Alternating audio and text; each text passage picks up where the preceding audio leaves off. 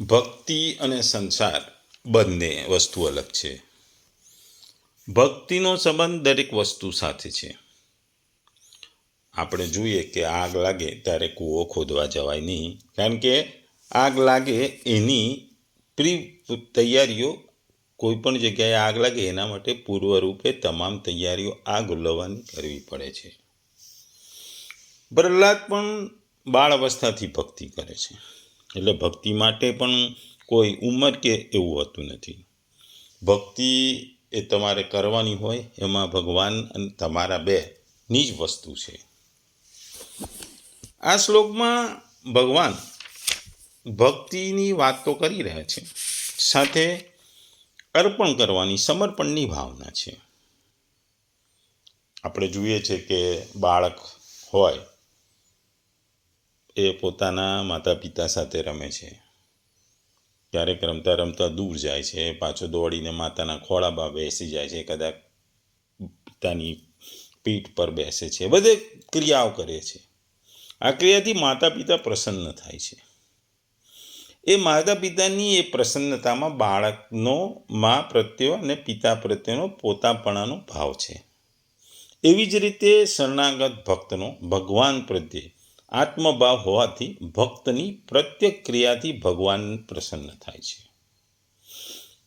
એક વખતની વાત છે, અમાસનો દિવસ હતો, રાત. હવે એક વ્યક્તિ સમુદ્ર કિનારે બેઠો હતો. એને અમાસનું કોઈકે કીધું કે અમાસની રાતે તમે સમુદ્રમાં સ્નાન કરજો એટલે તમારે આ ફાયદા થશે. એ કેટલાય વખતથી ત્યાં બેઠો હતો. ત્યાંથી એક સંત પસાર થયા. સંતે પૂછ્યું, ભાઈ તું સમુદ્ર કિનારે એકલો આટલી રાત્રે કેમ બેઠો છું? તો એ વ્યક્તિએ કીધું કે હું આ સમુદ્ર એ શાંત થાય એની રાહ જોઉં છું, મારે સમુદ્રમાં સ્નાન કરવું છે. સંતે વ્યક્તિને કીધું, ભાઈ તારે જો સમુદ્રમાં સ્નાન કરવું હોય તો તારી ભાવનાથી, આત્મસમર્પણની ભાવનાથી તારે સમુદ્રમાં સ્નાન કરવું જોઈએ. સમુદ્ર શાંત થાય એની રાહ જોવાની જરૂર નથી, કારણ કે સમુદ્રમાં હંમેશા ભરતીને ઓટ ચાલુ રહે છે. તારે તારી વસ્તુને પૂર્ણ કરવી હોય, તારી જે વસ્તુ, તારી ઈચ્છા છે એને પૂર્ણ કરવી હોય તો તારે આત્મીયતાથી, ભક્તિભાવથી સમુદ્રમાં ડૂબકી મારવી પડે. સમુદ્ર પર વિશ્વાસ રાખીને તારે સમુદ્રમાં સ્નાન કરવું પડે. એ જ વસ્તુ અહીં ભગવાન કહે છે કે સર્વસ્ત્ર ભગવાન પ્રત્યે સર્વસ્વ છોડી દઈએ, સર્વસ્ત્ર આપી દઈએ અને ભગવાન એ જ આપણા સર્વસ્વ એવું માનીને જો આપણે ભક્તિ કરીએ તો એ ભક્તિમાં આપણને ફળ સારા મળે અને ભક્તિનાથી ભગવાનને આપણે પામી શકીએ.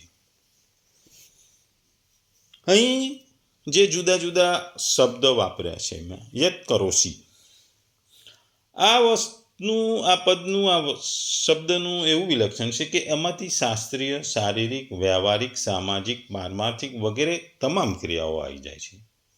એટલે ભગવાન કહે છે કે તું આ સઘળી ક્રિયાઓ મને અર્પણ કરી દે.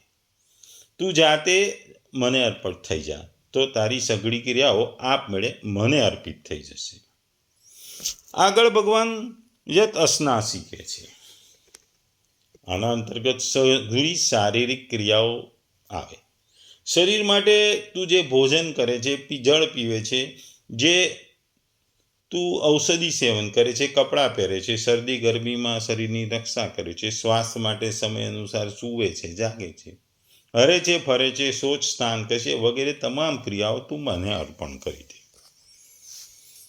આગળ ત્રીજો શબ્દ છે યત જુહોસી. આ પદમાં યજ્ઞ સંબંધી બધી જ ક્રિયાઓ આવી જાય છે, અર્થાત સાકલ્ય સામગ્રી એકઠી કરવી, અગ્નિ પ્રગટાવો, મંત્ર બોલવા, આહુતિ આપી, આ બધી જ શાસ્ત્રીય ક્રિયાઓ પણ તું મને અર્પણ કરી દે.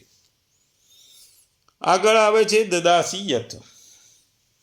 આનો અર્થાત બીજાઓની સેવા કરે છે. તું જે કંઈ આપે છે અર્થાત બીજાઓની સેવા કરે છે, બીજાઓને સહાય કરે છે, દાન કરે છે, પુણ્ય કરે છે, બીજાની આવશ્યકતાઓ પૂરી કરે છે, એ તમામ શાસ્ત્રીય ક્રિયાઓ મને તું અર્પણ કરી દે.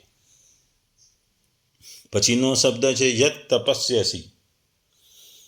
જે પણ તપ કરે છે, સાધના કરે છે, ભગવાનનું નામ લે છે, આરાધના કરે છે, અર્થાત વિષયોથી પોતાની ઇન્દ્રિયોને સંયમ કરે છે, પોતાના કર્તવ્યોનું પાલન કરતો રહી અનુકૂળ પ્રતિકૂળ પરિસ્થિતિઓમાં પ્રસન્નતાપૂર્વક રહે છે. તીર્થ, વ્રત, ભજન, ધ્યાન, જપ, તપ, કીર્તન, શ્રવણ, મનન, સમાધિ વગેરે જે પણ પારમાર્થિક ક્રિયાઓ કરે છે એ બધી મને અર્પણ કરી દે. પછી આગળ કહે છે ભગવાન, તત્ કુરુસ્વ મત અર્પણમ. અહીં ભગવાન કુરુ ક્રિયાપદ ન આપીને આત્મને પદી કુરુસ્વ ક્રિયાપદ આપ્યું છે. એનો મતલબ એ થાય કે તું સર્વ કંઈ મને અર્પણ કરી દે તો મારી ઉણપની પૂર્તિ થઈ જશે. એવી વસ્તુ નથી, પરંતુ સર્વ કંઈ મને અર્પણ કરવાથી તારી પાસે કંઈ નહીં રહે, અર્થાત તારું હું અને મારાપણું સંપૂર્ણ ખતમ થઈ જશે. અને આજ હું ને મારાપણું બધાને બંધન કરતા હોય છે. તમામ વસ્તુઓ અર્પણ કરવાથી ફળ સ્વરૂપે પૂર્ણતાની પ્રાપ્તિ થઈ જશે. જે લાભથી વધારે બીજો કોઈ લાભ સંભવ જ નથી. અને આ દુઃખમાંથી પણ બહાર નીકળવાની વસ્તુ છે. દુઃખનો, વિયોગનો, સંયોગનો એવો કોઈ તને આવતું જ નથી. જ્યારે તું વસ્તુઓને ભૂલી જાય છે, તું કર્મ બંધનમાંથી છૂટી જાય છે કે આ કર્મનું ફળ મને આવું મળશે, આનાથી મને આ મળશે, એ બંધનમાંથી તું છૂટી જાય છે એટલે તું સુખની પ્રાપ્તિ કરે છે અને તને મોક્ષની પ્રાપ્તિ તરફ તું જાય છે. 26મા જો શ્લોકમાં ભગવાને વસ્તુઓ અર્પણ કરવાની વાત કરી હતી. પત્ર, પુષ્પ, અર્પણ. જે વસ્તુઓ આપણે જોઈએ કે એ ભૌતિક વસ્તુઓ છે, એ પદાર્થો છે, એ અનાયાસે મળે અથવા વિના પરિશ્રમે પણ પ્રાપ્ત થાય છે. પરંતુ એમાં કંઈક ને કંઈક તો પરિશ્રમ કરવો જ પડે, અથવા સુગમમાં સુગમ વસ્તુને પણ ભગવાનને અર્પણ કરવાનો નવો પરિશ્રમ કરવો પડે છે. પરંતુ અહીંયા ભગવાને ક્રિયાઓની વાત કરી છે. અહીં પદાર્થોને આપવાની નથી, અહીં ક્રિયાની વાત કરી છે. જે ક્રિયાઓ તમારે જીવનમાં કરવાની છે અને તમે કરતા હો છો. તમે જન્મથી મૃત્યુ સુધી તમામ ક્રિયાઓ કરે છે. તમામ ક્રિયાઓ ભગવાન કહે છે તમે મને અર્પણ કરી દો. અહીં ભગવાન કહે છે કે તું જે કંઈ કરે છે તું તે મને અર્પણ કરી દે. છેલ્લો શબ્દ આ છે. જો તમામ ક્રિયાઓ ભગવાનને અર્પણ કરવામાં આવે તો ભગવાનની આજ્ઞા અનુસાર ભગવાનને અનુકૂળ જ હશે. ત્યાગની ભાવના થઈ. આપણે જોઈએ છે કે શરીરમાં ખાતા હોઈએ, પીતા હોઈએ, પણ અમુક કામ ના કરતા હોઈએ, આપણે પરિશ્રમ ના કર્યો હોય તો શરીરમાં રહેલી કેલરી એટલે શક્તિનો આપણે ઉપયોગ નથી કરતા. તો શું થાય? શરીરમાં રહેલી કેલરીને આપણે જો બાળીએ નહીં તો એ શરીરમાં નકામી પડી રહે, ચરબીના રૂપમાં આપણા શરીરમાં જમા થાય, એટલે આપણે જાડા થતા જઈએ છીએ. આપણે જે મેદસ્વીપણું છે એ વધતું જાય છે અને છેવટે એ મેદસ્વીપણું આપણને ઘણા રોગોને આમંત્રિત કરે છે. એટલે જીવનમાં પણ એવું છે કે તમારે વસ્તુઓનો ઉપયોગ કરતા રહેવું પડે. તમારે પરિશ્રમ તમારા માટે કરવો પડે. તમારા શરીરની કેલરીનો તમે તમારા ઉપયોગ માટે વાળો, બીજાના ઉપયોગ માટે વાળો, સમાજ માટે વાળો કે ભગવાન માટે વાળો. તમારા શરીરની કેલરી વપરાશે તો તમારા શરીરમાંથી ચરબી જમા થવાની ઓછી થશે, મેદસ્વીપણું ઘટશે.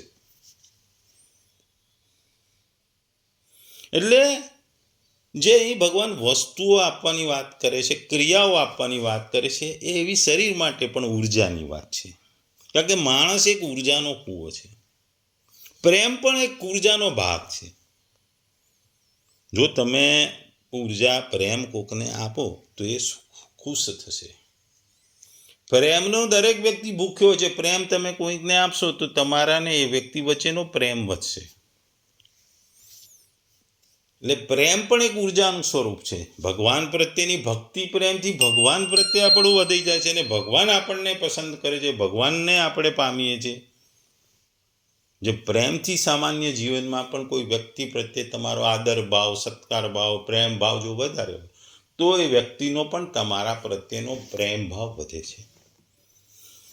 એ ઉર્જા છે, એક પ્રકારની ઉર્જા છે. એ પ્રેમ પણ એક ઉર્જા છે. આપણે જોઈએ છે કે જો આપણે તણાવ જેવું ભેગું થયું હોય તો શું થાય?